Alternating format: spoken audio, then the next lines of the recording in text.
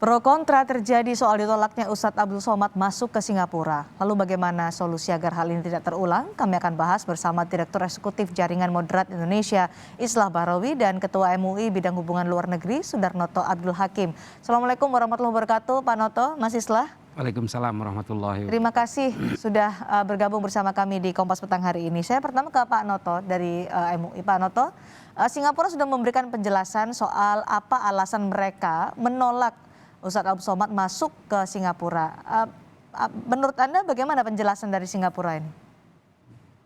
Ya, karena saya yang menilai sebagai salah seorang ketua MUI, Islam Indonesia yang mengusung moderatisme atau wasatiyatul Islam, saya kok melihat apa yang disampaikan oleh Menteri Dalam Negeri yang mengatakan bahwa UAS itu adalah pendukung ekstremisme bahkan juga terorisme, itu tidak bisa dipertanggungjawabkan.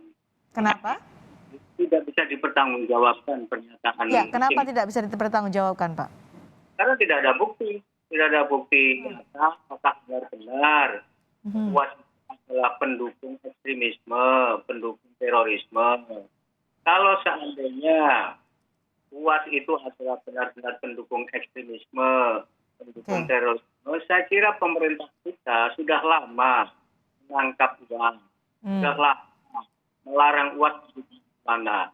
Ini mengembangkan pemikiran-pemikiran yang biasa-biasa saja.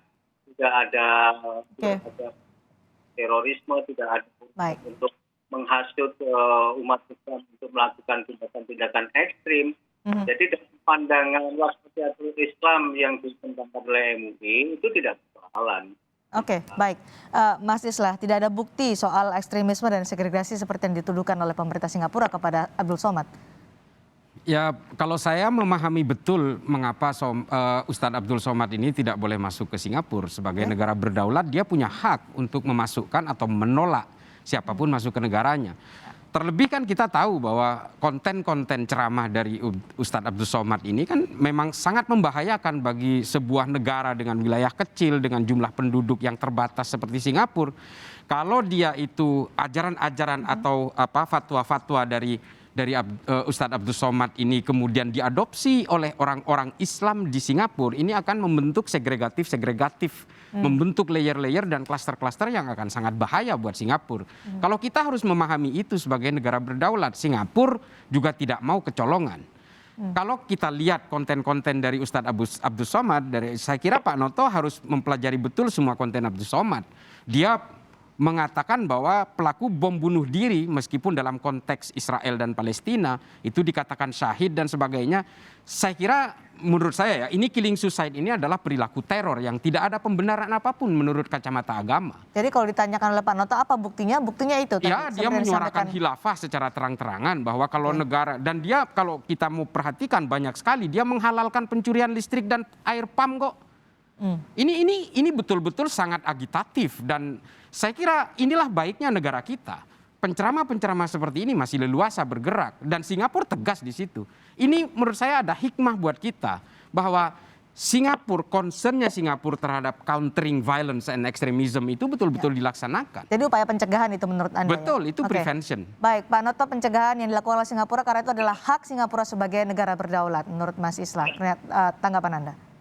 Ya, jadi kalau soal kedaulatan negara, ya Singapura berhak melarang, berhak mengusir, berhak menerima siapa saja. Kemudian salah satu yang ditolak itu adalah UAS pertama. Tetapi logika kemudian ekstremisme, kemudian terorisme itu dikaitkan dengan perjuangan Palestina sebagai tindakan teror itu salah besar. Bapak harus tahu, paham betul bahwa apa yang dilakukan masyarakat Palestina terhadap terorisme Israel, itu nyata sekali. Negara telah melakukan violence, itu state violence, dan itu dilawan oleh masyarakat Palestina dengan berbagai cara, bahkan melempar batu yang disebut intifada. Nah, saya tahu betul Israel itu tidak suka kepada kekuatan-kekuatan yang membela Palestina, dan siapa saja yang membela Palestina dianggap teroris. Hamas contohnya, ya. Hamas itu dituduh teroris. Karena apa? Baik, Karena kembali ke pernyataan dari Abdul Somad soal ini, soal bom bunuh diri disebut sebagai syahid dalam konteks Israel Palestina, Pak Noto. iya, jadi perjuangan yang dilakukan oleh masyarakat Palestina itu kan bermacam-macam, Mbak. Jadi itu Oke. perlawanan. Saya ingin Baik. mengatakan begini, siapa yang lebih teroris? Eh, Pemerintah Israel kah atau Abdul Somad? Oke. Abdul Somad Baik, melakukan. silakan ditanggapi, Mas Islah. Jadi Benar. begini, Abdul Somad tidak pernah saya terus terang Israel jelas saya sekali. mohon maaf Pak, saya mohon maaf karena Pak Noto ini adalah pengurus MUI. Kalau kemudian membenarkan suicide bombing, bunuh diri dengan cara membom dirinya untuk membunuh orang lain, ini tidak ada pembenaran sedikit pun. Kalau perjuangan iya, saya meyakini itu. Tapi kalau membenarkan bom bunuh diri untuk membunuh orang lain, saya kira kita harus membedah ini secara usul fikih yang Oke, benar.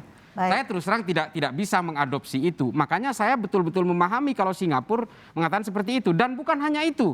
Salah satu alasan dari pemerintah Singapura adalah pernyataan Somad yang mengatakan bahwa dalam salib itu ada jin kafirnya segala macam. Ini kan segregatif sekali. Ini betul-betul mendegradasi nilai toleransi. Penceramah-penceramah seperti ini pun seharusnya di Indonesia sudah di-ban. Oke. Ini betul-betul menjadi hikmah buat kita betapa baiknya, terlalu baik bangsa ini. Silakan Pak Noto, bahwa itu menjadi hak dari Singapura untuk bisa mencegah ekstremisme dan juga toleransi. Saya sudah sampaikan, saya paham apa yang disampaikan oleh Singapura itu saya paham. Tapi saya kan berhak menolak alasan atau argumentasi dari pemerintah siapa Singapura. Berhak saya melakukan penolakan dan berhak melakukan kritik. Seperti kita juga melakukan kritik kepada diri kita sendiri. Jadi menurut hemat saya terlampau berlebihan untuk mengatakan bahwa sekedar mengatakan begitu. Kan bisa jadi begini loh. Orang-orang yang di Palestina itu melakukan bombing itu dalam keyakinan mereka, ya kalau tentu saja dalam konteks Indonesia itu tidak pas ya. Tapi dalam konteks masyarakat Palestina, orang Palestina yang tertekan sedemikian rupa melakukan perjuangan antara.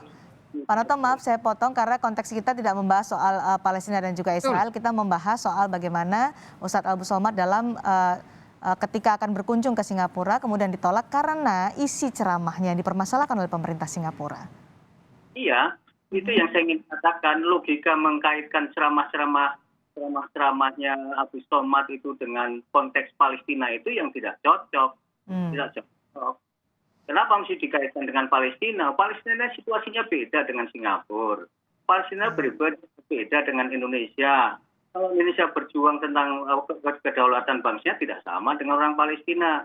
Sama saja dengan Singapura. Singapura juga tidak begitu. Beda sekali. Jadi jangan mengkaitkan dengan kaitannya. Itu tidak konteks.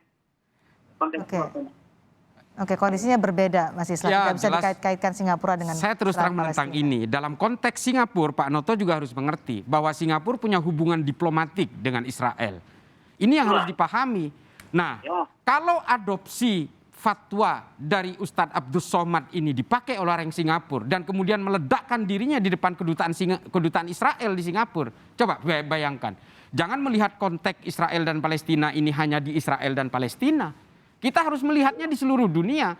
Nah, wajar sekali kalau pemerintah Singapura kemudian melarang dia karena dia mengeluarkan fatwa yang membahayakan secara internal di domestik Singapura. Bapak salah. Fatwa itu tidak dikeluarkan oleh Abdul Somad. Yang mengeluarkan fatwa itu adalah lembaga resmi. Nah, ini sudah salah lagi. Loh, Bapak jangan menganalogikan fatwa itu seolah-olah anjuran, tapi dia berusaha menginfluen masyarakat lewat ceramahnya. Coba bayangkan kalau itu ceramah itu disuarakan di Singapura misalnya. Baik, Pak Noto silakan. Coba. Ya, tidak ada bukti siapa namanya Abdul Somad tidak ceramah di Singapura. Mana ada bukti? Bukti apa maksudnya? Ceramah di Singapura itu kemudian berlebih-lebihan. Loh, apalagi Bapak kan ya, menyebutkan bahwa siapa namanya Singapura itu punya hubungan dekat secara diplomasi dengan Israel. Itu problemnya. Jadi bias sekali pandangan itu saya Pak ya dengan sikap pemerintah terkait dengan kehadiran Somad ini biasanya Israel. Jadi menurut Pak Noto karena tidak pernah berceramah di Singapura begitu ya? Dia tanya Bapak. Jadi akhirnya bias. Oke, Mas Islah, silakan. Pak, Pernah ada ini mohon maaf. dia Mohon cuma maaf. jalan-jalan. Bapak, Masa Tahan dulu sebentar. dia cuma jalan-jalan 1 hari, Mhm. dia tidak sama. Dan kapan dia sama di Singapura? Oke, baik. Dan tidak pernah ke Singapura. Baik Pak Noto. Oke, akhirnya memicu bias nih, Mas Islah. Pak Noto, kan sampean pengurus MUI. Ya, saya terus terang begini. Inilah baiknya bangsa ini. Pandangan seperti Pak Noto ini jadi pengurus MUI gitu loh. Baik sekali. Nah, dia memang tidak berceramah di Singapura, Pak. Lewat video. Tapi secara digital dia bisa mengalir kemana saja. Jangankan hanya ke Singapura. Kalau perlu dia ke Kutub Utara juga bisa ngalir itu video. Dan itu bisa diadopsi oleh siapapun karena konten-konten digital itu hari ini no boundaries, Pak, borderless. Nggak usah dilihat dari fisiknya dia hadir di mana.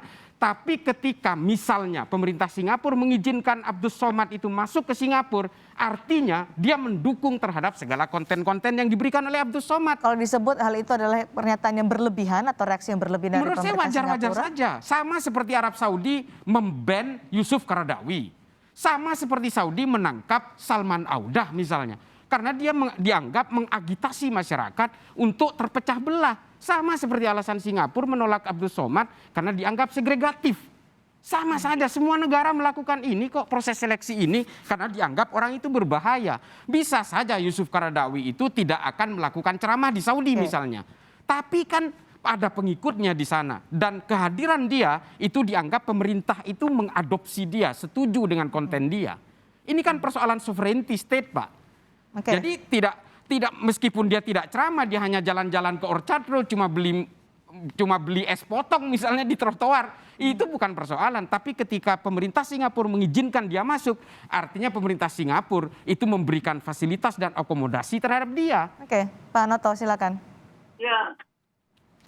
Ya itu yang saya sebutkan terlampau berlebihan, ketakutan yang luar biasa, ketakutan yang tidak beralasan ya, karena belum ada dampak apa-apa. Maksud saya begini loh, ceramah-ceramahnya Ustadz Somad itu kan juga kita tidak tahu apakah didengar oleh masyarakat di Islam di mana di Singapura atau tidak. Wong selama ini saya lihat juga masyarakat Islam di Singapura aman-aman saja, tidak melakukan gerakan apa-apa. Majelis Ugama ya, Majelis Ugama Singapura di Singapura itu juga tidak ada persoalan. Nah, ini terlampau berlebihan. Jadi sama saja dengan Amerika ketika melakukan travel banning terhadap beberapa negara Muslim, itu terlampau berlebihan. Jadi sama saja menganggap bahwa orang-orang Islam itu, ini kalau Amerika ya, atau beberapa negara, itu menganggap seperti orang-orang Islam itu, semua orang Islam itu berbahaya.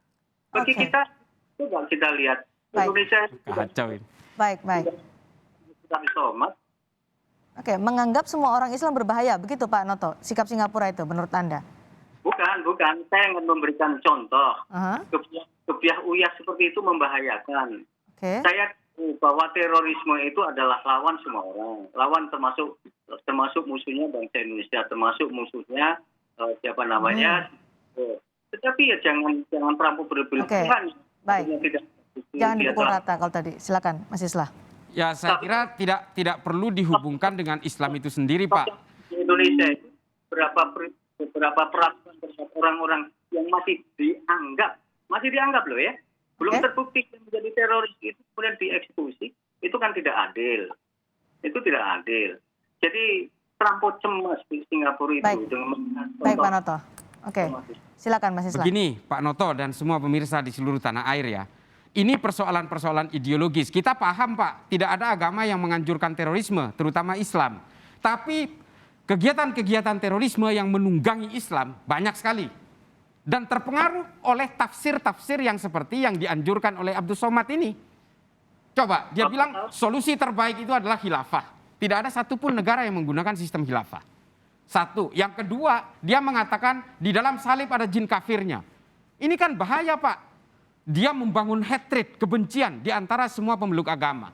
Yang ketiga adalah dia menghalalkan bom bunuh diri meskipun dalam konteks Israel-Palestina. Dan ini kita harus memahami ketakutan-ketakutan Singapura ini bukan kepada Islam, tapi ketakutan-ketakutan Singapura kepada Abdul Somad. Ini somatfobia. Memang iya. Kalau saya terus terang, saya kalau melihat ceramah-ceramahnya Abdul Somad, ya saya juga pasti menolak. Saya akan takut karena anjuran-anjurannya memang selalu kontradiktif. Karena Islam tidak seperti itu menurut saya. Kembali lagi pertanyaan, tidakkah berlebihan sikap itu? Berlebihan. Oh, Maksudnya apa? dari Singapura? Dari Singapura. Enggak, wajar itu. Kalau saya jadi orang Singapura juga akan melakukan hal yang sama kok. Oke. Nah, Pak Noto, apa yang kemudian bisa dilakukan MUI meskipun sudah ada jelas pernyataan dari Kementerian Dalam Negeri Singapura soal alasan menolak Ustadz Abdul Somad masuk ke Singapura? Ya begini, dalam kaitan ini kalau mau bicara dalam kaitannya dengan umat Islam Indonesia, ini kan pengaruhnya terhadap perasaan umat Islam di Indonesia, ya.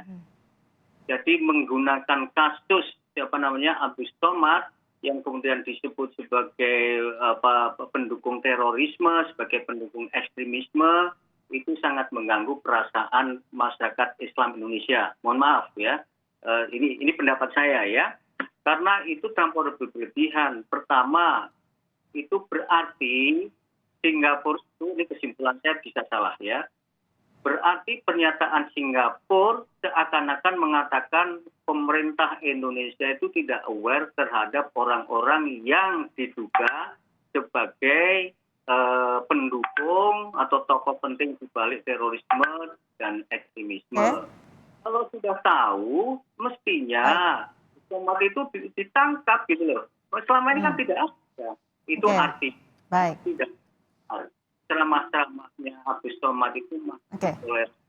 Kalau soal kritik itu biasa saja. Baik Pak Noto. Waktu kita sangat sempit.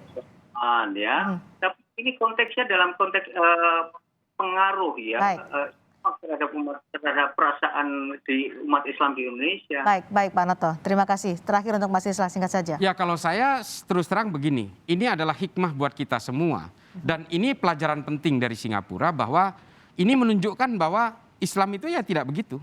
Islam itu tidak begitu, artinya kalau orang Islam yang menganut faham seperti itu, ya ban aja.